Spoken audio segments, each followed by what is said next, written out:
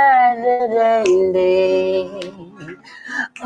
darling, darling, darling. Bugga ci boppam yàlla daf ko mooñaaleeg doomi aadama te bugga mun naa wax ne mooy caabi bépp xewal ci àddina ak àllaaxira. And I told you about her when I approached her to say, listen, young lady, I love you. I said, I'm going to marry you. And within 3 months, I did that and I settled down. Tey nekk bés bi looy préparé. Bëgg naa rek teel a wàcca dem defar suma reer bu baax, do a little date inside the house, you know, chat, have fun, movie night, and that's it. Movie night. Lu si des nag moom is history. It's history. Chaque jour, you get me every minute, hour, day, time. Your Valentine, depending on how you feel your partner and how you feel real with your partner. During those days, I feel like I don't know Jaro, for example. The Madan Jena Jaro, Mayubuko, and most of the time it's going to Silver Jaro. I think I've done those things. Valentine, let's make a look and I jam. If you them, I'm going to jam the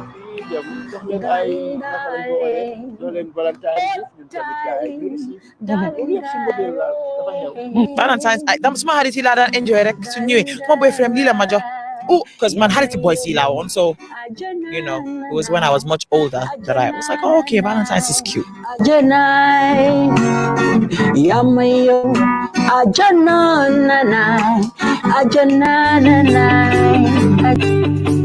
Ni laftaka kodo mutaka bonang UK, Europe, USA, Canada, Switzerland ani nyimbanku tomal mu meto. Supersonics le itadulate. Anada di masanji jama Gambia bankoka ise kodo tanole ibe dawo da birin katong fokoina andung batatije. Hade batatije ise kodo tanole ka bonam bantala bankol to birin UK, Europe, USA, Canada, Switzerland ani nyimbanku tomal mu beto na doku sone yata atariyata akoita andung allan na yata. Gambia bankokan Supersonics le dinkiral siyata katambinyin tomal mu meti. Supersonics be banku tan sabani nani le to fota findu bankolto dung ila Google Play Store to wala ila Apple app sign ye Supersonics la money transfer app o download pour que ifa munafang na service la.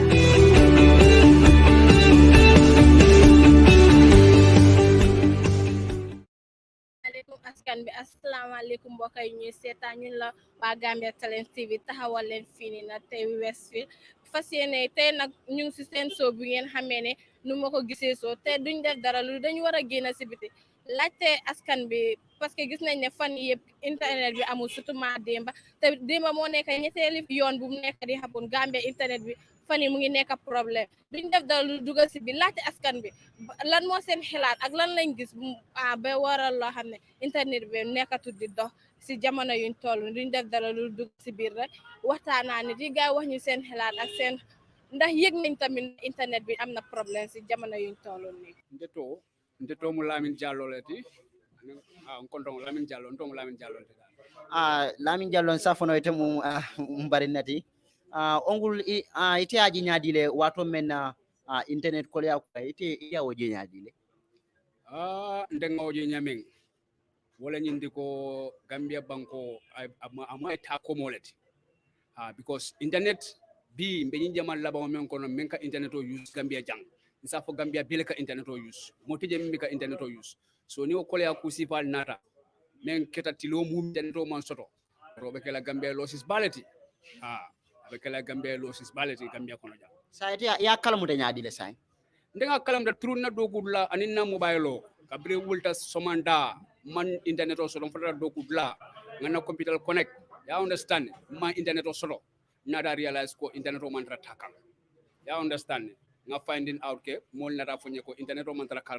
kabring fotala nan la fotala lulu suto ya understand so mbe wala nyama throughout the whole day ma internet o soto no ongul sa safono nyim bin kunu nanyum ko be kega adun safono kunna mu sinya sabanya ndabe kinyum bankun kanjang sign iti amere nin ko tadafa a continue ta wanya iti amra amun ko ya kula sabula e Gambia din la baluwo kono nyin kay comme ya fanya men abelare wala nyama ñinen 3 times inte fon ba remember la ñinen signa sabati inte fon ba remember la kunun ne kera signa sabanya wala bare kunun ta nyongo is very serious ya understand so ni continue thing wala ñinti ko drong ngata kan tin ko kono hansa Gambia dingol la side la because Gambia no bi nka ben fo drong ko mi ato ko kile on drong Gambia bi internet o mo be katano akoma dunia belam ya understand so ni keta kudi me ala continue ten drong wala ñinti ko be sinkande bi da kan tin ko kono ya understand so ndol dal nyanda jiber kala ko la Mr. Jallo saying mo jamaay tumir ko fildinde comme ko mo jamaay kuma kan finde men kala tumir ko moldi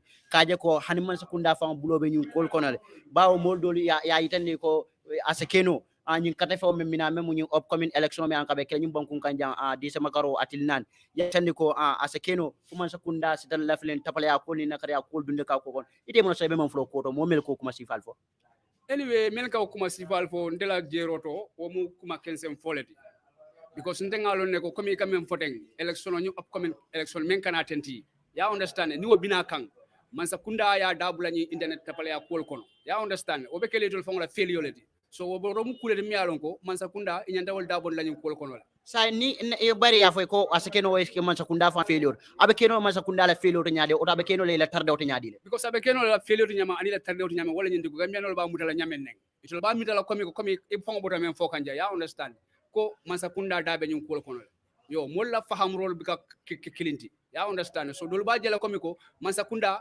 bi internet o be masakunda la koto because bimbe masakunda la kono jang ya understand ni nga fon ba fala masakunda so mol ba jela komi ko masakunda dabe ñu ko kono le so woto sañ ndela carte ke so ndadi la masakunda la so wolbe ke no la filioti say ite be mun yamar kuma la dila surtout man sakunda anin gambe dil fanna e ñu bankun kanya say ite be mun yamar kuma la dila nte be yamaro men dila drong man sakunda la drong ise pesen soto comme fangol ka fo nyamen drong ise pesen soto comme diamulal be la diamula dokulal ye dokuoke ya understand ito le concentrate ye dokuoke diamulal wole concentrate ye diamoke ya understand se o yamarol di noela ya understand anin pesen fana gambe no nyanda ka pesen soto nga wakili nga kafu mansama naye doko ke nga diamo bula nga bele bula ya understand mansa nata naye kafu nyoka naye doko ke Lamin Jallo say ni ko banko din nanta person sodola lafta yo ko firiñe kende ka surtout momel bentel jibe kan inshallah mo munon pesendi ani tebe mun kuma kana dada kan pour ka futandi wala fahamu roto wala mu ñindi ko nin ko banko dingol ñanta ka pesen soto wala ñanta ka muña ngan sabari nga muña ñoy ngan sabar ñoy nim nga na banko doku because Gambia bi ndolle tam Gambia de mo tante ñi Gambia banko di ndolle be Gambia kono jam mo te wala na banta ayna ay Gambia doku tolye so woto wala ñindi ko al ngam fonyo diam kensan wala dorom nga kafu ñoma nga dete mansala nga na banko doku nga taña do lafta nga futa dame nga futa woto ya understand ndeka wala explain say muna be kelete lokuma kan la banti be mem fola surtout momel yan ko e bentel la jibe kan mem gamen talent tv muna be kelete lokuma kan la banti be mem fola anyway ndela kuma kan la bango mo ñini dorom comme ata ko kili wala dorom han san dorom be menna dorom comme internet wala karola len al natali interview wala kawla explain ale tendi so gambian wol dorom han san ata ko kili wala dorom be sa wakili dorom nga wakili ngam munya dorom ngan sabari ngata because dolle fon kan nakarte ke sol bonni katanke fay so ni nge fay doron ni nga men tambinde al nga bulano ma doron na do ko ke na la wato banta nga bonni je nga do fanan samanang wala famu do ko nyanta kala nyami andani wala ma nyati nyanta ka nyami ndebe advice la di la gambian wala please mbe mol be danila al nga kata ya understand nga diamo bula jara nga wollandi nga do ko ke do ko wala ben sambala do ko kola fengo fenten sambala jam ya understand so wala na yamaro mbe di la gambian wala my name is Thomas K. Trawale. Thomas, are you aware of the recent internet outage in the country? Yes, I am. I received a text message from the GSM operator that I'm using, and I am aware of the outbreak of the internet. How did you feel? Well, I felt that it is a problem, and the general public really need a solution as soon as possible, because many people depend on the internet for their livelihoods and for communication as well. So it is really a problem, and I feel there should be a solution. What impact does it have on you? Yes, personally, I am a graphic designer, and it wasted my day because I had a logo to send someone to on, and I was not able to send the logo, and I felt that it is wasting time, and time is precious. As we all know, time is money. Yeah. Yesterday was the third time this happened. If this continue, what impact do you think this will happen in the Gambia? Yes, if this should continue, God forbid, it will really affect the business sector. It will affect the communication sector because I was in the message that was sent. Also, I saw that even international calls cannot be made because of the internet. So people really need to communicate, and businesses really need internet to function. A lot of people accuse the government having hands in this order to able to cheat in the upcoming election. What is the take on that? I don't think I'll have much to say on that because I am not very, how will I put it, political minded or something. But I feel it is a problem, and it's a general problem. It should not be centered on the government. I might be wrong, but I think the government also are doing what they can to solve it as soon as possible because even Gamtel and everybody will be losing something from it as well. Yeah. What advice did you have for the government and the Gambian? Yes, the advice I will give to everybody in the Gambia is to be calm and have a very good vision for the Gambia. Every problem have a solution, and every solution should be found within the people itself. We should not be blaming the government or blaming the internet operators, but we should look within ourselves and see how to solve it and live in peace. I mean, I think that is the most important thing that we should do. Okay, what advice? What is your last message? Yeah, my last message will be to promote peace and to promote unity within everybody, because that is the most important thing. If you don't have peace, even the internet that we are complaining of won't be useful. Yeah, peace is my last message. Lamin fo ya kalamtale internet o bakkol ya damin to nyimbanko to sainten. Yeah, na kalamutela. I think is fengo bring kunu nambang. Yeah, but bring kunu for be things be boring. So because they not our own expectation. Same big century men connecting this 24th century without the internet connection, life is boring. Yeah, cool tunnel. Sen kabite o kalamta ite muna kalamta ite muna feel. No, I feel so bad, and then just now miracle at least we should at least because many 24th century men connecting, we should at least have the internet connection to the full capacity. Because something whatsoever you are doing, you must at least use the media. So something things be slow down, can it's so crazy. Yeah. Say away mun kolya kula wuluite. Okay, boko even send them from this breakdown of the internet connection. Even school all the fountain sending boko ni more of the kind of research kigang. Yeah, it's so crazy. So multa kinola. So it's mean that unless I'm internet connection but not mul malo muntu malong, and it's mean that time mola time baby waste can in time of our school it. Sen kabirum kunu ngajel ko kunu na keta nyin sinya sabanya ngoti internet ol la nyim problem ol soto. Sen ni nyin keta kudu mi yalan ko abakela continue ko. Ite amere obo mun kolya kula wulula ntol gabe na balunyat.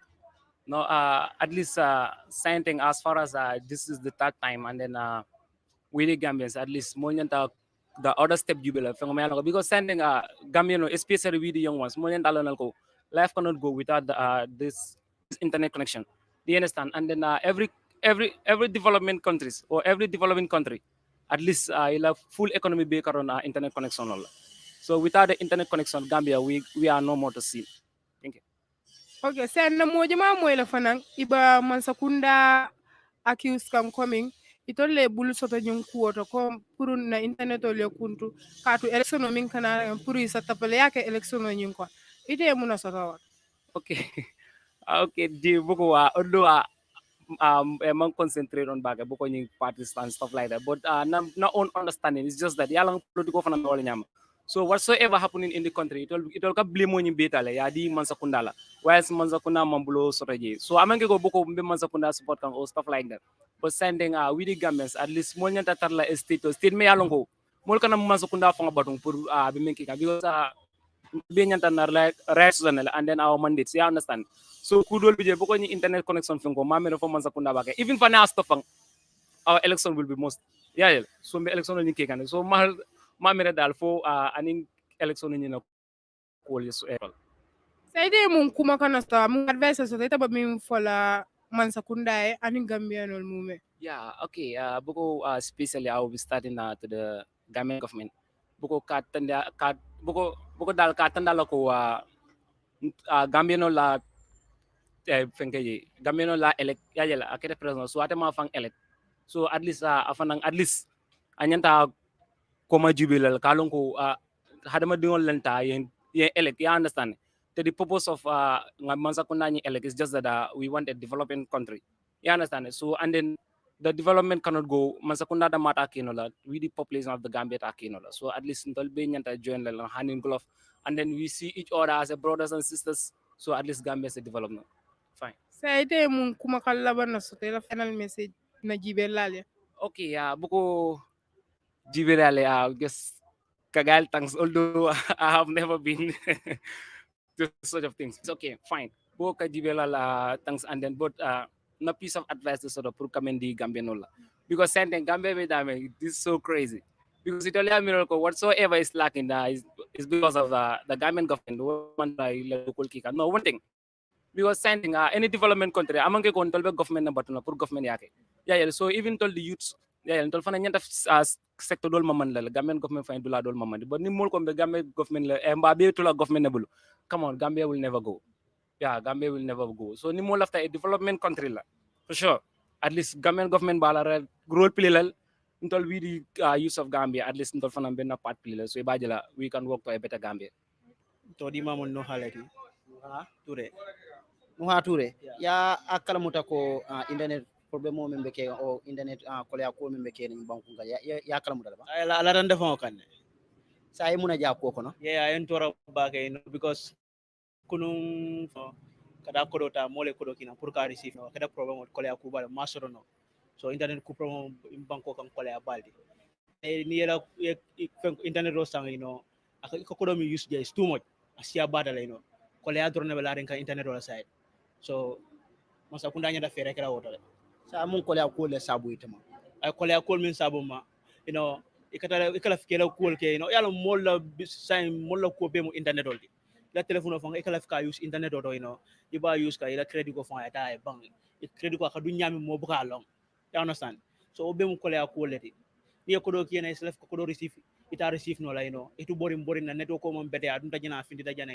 ala wodi amo siata so nyim banko be dami mbulo be ko ngolto an safo no internet wala nyine ko ya ko kunna keda sinya sabanyanda be kala nyim banko nganja ita mer sai na ko nyin tentenda amu ko ya ko le sabula gambe ding la balwo wala nyidin na everything na be pa nga singa mbulo la nyoka wala masibodi wala create la mbole nyim banko kan ko sai mul ka dani internet wala mola everything sa be mo internet oldi so ko be nyami yalo na ni nyanda continue tending o masibol ama easy sa ni ko abekele masibo to o la fayo ko firinya kende ka sutu momil bentel bibe kan abekele mu masibo sifa comme masibo na bata dal abo le la fala ko le amin ko non tol ngalon gambiano yalo ne ko le amin ko internet o side ya no san so ning a continue do nyamo ko le akino be la fala ye so ko le adu ni o banko dingol kan ko le man boy kan mo jama fana yafo ko man sekunda e tum mo dole tumir ko mol fintin kaja ko man kunda fa bulo be nyum ko konole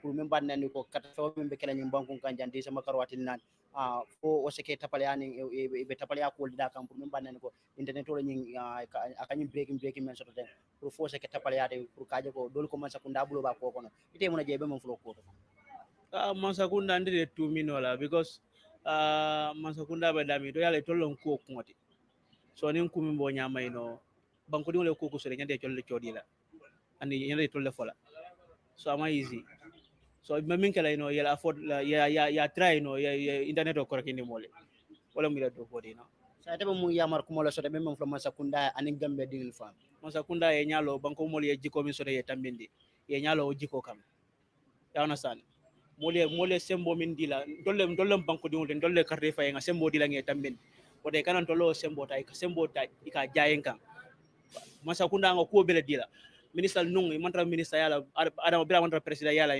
abuka la jaralo so ay correct ya na san kada lo tano minda kata woldo kada school minda diul kada woldo barsa diul bondi o school to kada school to damian control diul bukara je ya na san dol foirol be batare me sofari fengo be da costida im banko kan ko be nyamata ya na san so me kala nya dile adi amo siata le no masakunda nyanda fere do jibela ni on tan be bonda 2021 ala end of December be bonda sa ni ko fe on dabe be costire lafta yo fana friñe pour mo sa faham ndemo dimbati yoldi ya no san mano ka sammin nan tenga lonne mano say no ka sam $1,450 ya no san kulli yo fama bente bulu yala mbe jabur le fo ma jambe tarala mbe jall because fe dala kolea ama easy so dunia be hardin tam say sadio fon ya da mai buka iko kuma fo mi alan ko ite fon kijo ke fare si fo lo mira ibuka understand obe masakundale masakunda wule mol ma ko ni ma mol ma ko molte ma ko la de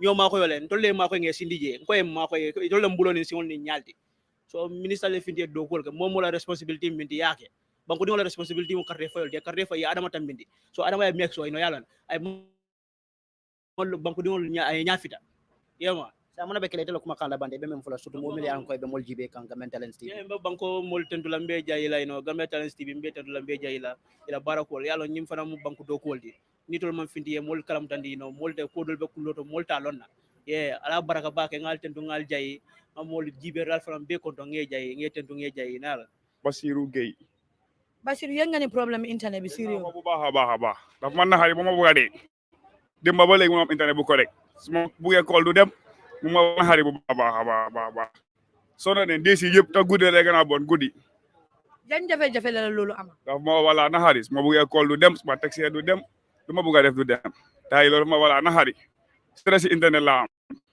dem doon na ñettali yoon lii bu mu doore yan jafe-jafe nga foog ne dina am si dundu Gambien waaw lii moom dafa wala bon lii moom si wala tra jóg si benn yoon seet naka la tra jéem a seet solution ban la lii gaaw jeex fi benn yoon soo na den si internet bi ñu bëri ñu ngi tum nguur gi ne dañ ci am loxo li si li nga xamante ne moo nekk pour saaca si election upcoming election bu war a ñëw yow la moo ci nekk sa reaction mun na nekk loolu tamit de because of lii time la ñoom ñoo ko le set up mun na nekk set up de because sometimes guddi bi lay dem sometimes day time bi te li normal li dé ci la fi commencé su doon problème la mu jël benn di waaye sama awas lay jël rek soog a dem lii kay mënu ma xam moom fu sam problème la wax nga ci say kaddu ne mun naa nekk si top si lan nga foog ne lii mun naa nekk man kay xamoo si lan la te all nation la be ko officiel nekkul gamsel kiwsel gamtel yëpp la kenn xamul ne su doon benn nit wala sax mu tene waaye ñëpp a leen offandor benn yoon ban advice nga amal nguur gi ak Gambien lii kay na gaay gaaw try xool bonne solution la mu gaaw jeex fi benn yoon bu mu fi amaan nag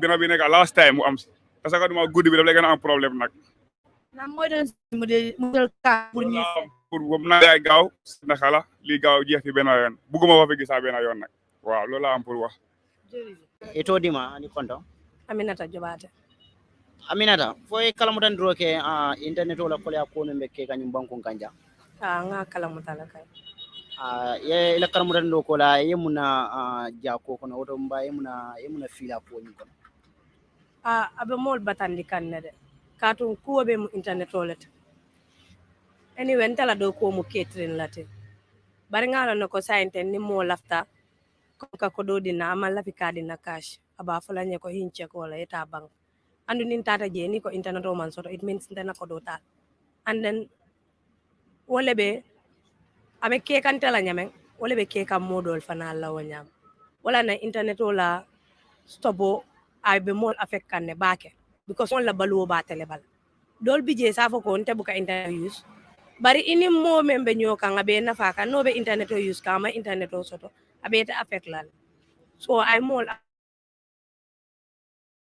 affect le ay mun ko ya ko la si telma oto ay mun ko ya ko la si gambenol yem gambenol maybe modol bije amol affect barinte passional ainte affect le because bi moyen kol kunung moyen kol la so ako alaftaka kodo ki nyena bari internet o manta ngai ko internet mantara caring so say yalo wo mun tela faultlet so say ko teke na ma nati it means ndele fota wala ate amanke atela business so internet o dal e manya naka song internet o ifo mba try la le melbe internet o la ko na try by all means internet o taraji because internet o lo mo la baluote say jobade say insa fono kununa musinya sabanjante nyin kake nyumbanku kanjang itama ni nyin tententa wanya abe mun ko ya kule sabula ay gambe din la surtout ila balwo kono abe mun ko ya kule sabula gambe din la balwo ko le ko te count non because internet o ni ko internet olo molla bank molla official be mu internet olo na stop ta kunun dol bi jangi man do ko nte kay nte menda no ko ke kam fangoyela bari nay ni atara inte killing affect no problem bari nay official affect it means abe moja mala life affect la so wala na internet o manyan ka nga try by all means internet o manyan ka stop ala yalo mo jama fana ya fo ya itandi ko man sakunda bulo be nyun kol konol bayri ba kan ko wol bat nan ko pour be tapale ya kol ni nakare ya kol men keno la nying election men mina nyum banko kanya de sama karwatil nan dol ya fo ko man sakunda fana bulo be nyun ko nyun konol ite mun so be men flo ko nyun man sakunda malom foy dabi jel foy dati jel bar ngalo nen nak internet o mo molla balwol ya try by all means internet o iragle molya man sakunda la ko malom fol dabi je fol dati je bar internet o way ragle molye molla balwoy sono ya sa ite be mun kuma kana dila mun be kele la yamar ko ti be men dila fani man sakunda e mol mako dro me mun na balwoti way sono ya man sakunda ba sirina nga try nga nyuma ko nga do ko ke wala ben na banko sambala nyaato banko manke man sakunda banko mu mobile tati ni men sita dro nga try nga banko samba nyaato internet o nga try nga bete yandi saje na balwoti tanya momo se la balwo kay bete sa muna be kele telo kuma kan la bante be men fula sudu momel ya ko ben tele jibe kan gamen talent tv muna be kele kuma kan la bante be men fula moli fombe mo afola moli ko doron ko ye munya bay internet o felenta tata mo be ba fala mo la balu wala baba la doron bari se munya ngalang abe ragle la nyaato bari bitum balten tula mbal jayla wo kan because al finti talal mu gambe no leti albe mo aytandi kam mo la même na problème oti mol ba fo kan wo bete Yusufa. Yusufa, are you aware of the internet outgate in the country? Yes, I was. How did you feel about it? I think it's very seriously. Personally, yesterday I felt like I was coming out of shackle. The moment internet regained its connection. So it's like you put someone in an isolated place, like an confinery isolation, something like that. So it was so bad because people's lives depend so much on the internet, especially like for us as media workers on digital media. Everything depends on the internet. So if there's no internet, I think it is affecting us. It is even affecting the economy because if you look at the length within that 10 hours period that internet was out of service, I think the economists will tell you that we lost a huge amount of money. So I think it's very unfortunate. What impact does it have on you?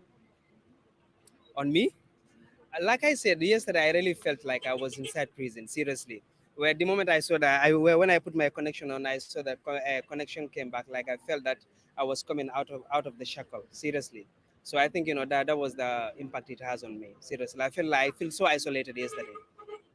Yesterday was the third time happening in the country. What impact do you think this will have in the life of the Gambia?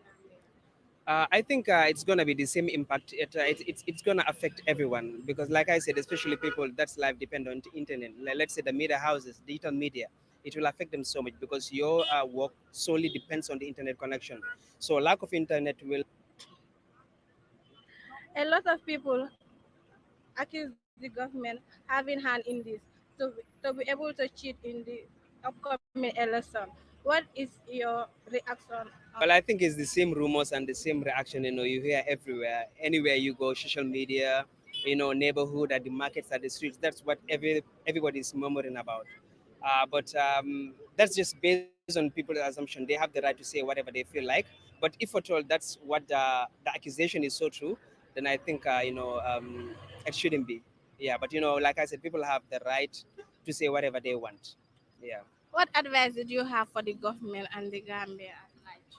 It's very simple. Let them help us. The Gambia is coming to celebrate its 56th anniversary. 1965, when the Gambia danced to the tune of freedom and liberty from the British colonial rule. So, like small country like the Gambia, less than 2 million or exactly 2 million people, like our internet connection cannot even serve, people within the Combo area. I think it's an embarrassing. That's a real disgrace to the Gambia, seriously, especially to the government. So I think they should try by all means to resolve this problem ASAP. Okay, what is your last message? My last message, it's gonna be like my advice. We're just appealing to the government to help us. It's not just about the bad connection. Even the tariff of the internet is very, very expensive in the Gambia. You buy your internet, let's say 1,000 or 1,500 megabytes. It cannot even serve you for good 1 week. And that too, you wouldn't even have to watch videos on YouTube, not on Facebook. You only have to deal with WhatsApp and like Messenger or Facebook. Video is excluded. So compared to other countries like Senegal, when you buy a bundle of 1,000, you can just use it for a period of half month or even full month. But for the Gambia internet tariff is very, very expensive. So I think the government should help us to work on these two things, the rate and of course, the internet connection. If they can resolve that for the Gambian people, I think it will be a good relief on everybody, including they themselves. Because, President Barrow even lost one of his key meetings with the ECOWAS leaders, according to social media. We have all seen the news. So, that's why I said it is affecting everybody, not just the ordinary citizens. Noah, are you aware of the recent internet outage in the country? Obviously, yes. How did you feel about it? It was so tough on us, more especially, nowadays we are in an advanced world, so technology is everything. So without network, everything is not normal. Yeah. So we need some changes about this network system in the Gambia here. It What impact does it have on you? um it's hard on me these days anyway, because I even want to browse on internet, but the network is so poor and it's not normal. Whenever you send message to WhatsApp, before you receive a message, it's a problem. So we really need a changes about the network system in the Gambia here. Yeah. Yesterday was the third time this happened. If this continue, what impact do you think this will happen in the Gambia? It's even affecting our businesses, you know, schools, education stuff and others. So we really need um to work out this. Yeah. A lot of people accuse the government having hand in this in order to be able to cheat in the upcoming election. What is the take on that? Yeah, that's what everybody think.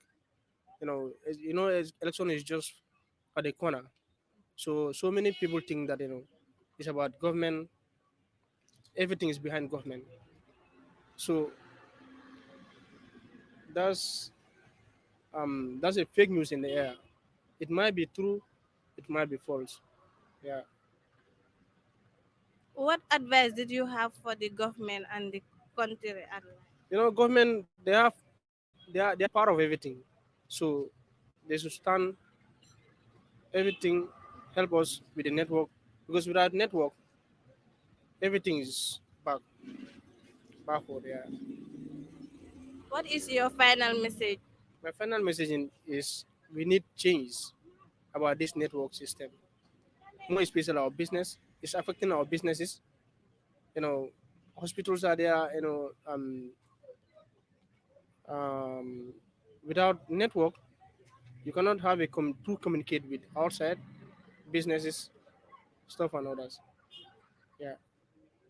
Comme felen fintinta na le Westfield satere kono mbe ya sedi ako kunun kata sinya sabati internet ole ba problem kono na nyim banko kan sententi anu bidum fintita nimo le kata soto modol ka fako man sakunda fa bulo ba nyim ko kono bari dol fana ka finti fana ka fako man sakunda bulo ta nyim ko kono aketa ko doron internet problem ba kere nsa sidoro nga munya bedim baby join na YouTube channel oto ani Facebook on Gambian Talents TV alla programme wala min kanale jang Nimako Gisseh so